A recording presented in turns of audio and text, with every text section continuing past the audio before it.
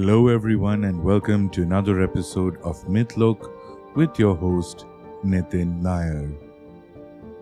In the past couple of episodes, we have been looking at characters from Oceanian mythology, which was a new segment that we introduced into the podcast, and we have been exploring quite a few really interesting characters in the past couple of days.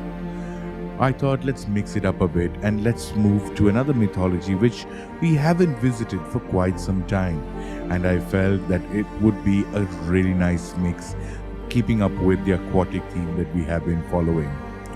So this time we are going to be exploring a little more of Inuit mythology in today's episode, and we are going to be talking about the Qallupilluit.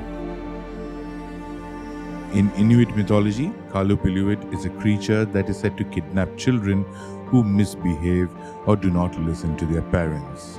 This is meant to keep children away from the water and the edge of the ice where other natural predators exist in the sub-zero regions of North America. If children are found alone at the edge of the ice, the Qallupilluit is said to stuff them into its amautik, which is the traditional parka worn by Inuits before drowning them in water. The Qallupilluit, which is also known as the Qalupalik, is a frightening creature that inhabits the Arctic waters and is regarded as incredibly ugly and smells strongly of sulphur. What they do with the captured children is the subject of some debate, but no proposed scenario is good. At worst, they eat the children to remain immortal with their nourishing youth. At best, they put them under a sleeping spell and hide them in icy caves for eternity. Although it is generally believed that the Qallupilluit is a humanoid man-eater, there are conflicting reports about its appearance and gender. Some believe that it is a feminine creature that uses children to maintain its long flowing hair. The Qallupilluit also looks like a scary mermaid with its rough skin and greenish blue color. It also has long straight hair that is as black as it is curly. Its spines and claws are also long, and they have fins coming out of its spines and back. The Qallupilluit does not have a family of its own, and some stories talk about how since she cannot have children, she kidnaps human babies to raise as her own.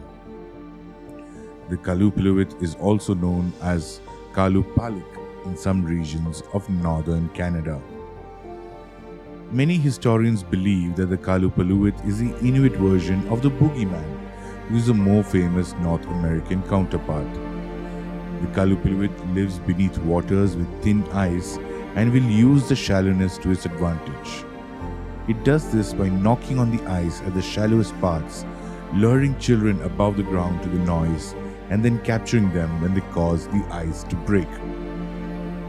Another version of the story also says that the Qallupilluit attracts children towards it by humming powerfully alluring melodies in their direction, and when they get close, the creature snatches children with its amautik and runs away with the child. The story of the Qallupilluit is still widely told and retold among the Inuit community. A very popular illustrated children's book called The Orphan and the Qallupilluit has been the main source for visual imagery about the beast and its activities for the modern generation. This story is still used to dissuade children from walking on thin ice and going to where the water breaks even today.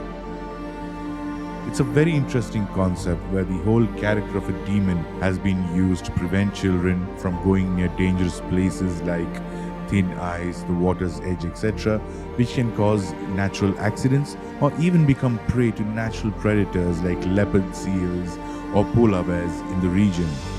But the use of the Qallupilluit as a dissuasion factor seems to be much more powerful, especially since it has been a tradition that has been carried on and still continuing until this day. We will be exploring a lot more such similar characters who might not have very positive trends in their own mythologies but have a very positive outlook at the very end. Stay tuned to Mythology for more characters from Inuit mythology and from other mythologies around the world.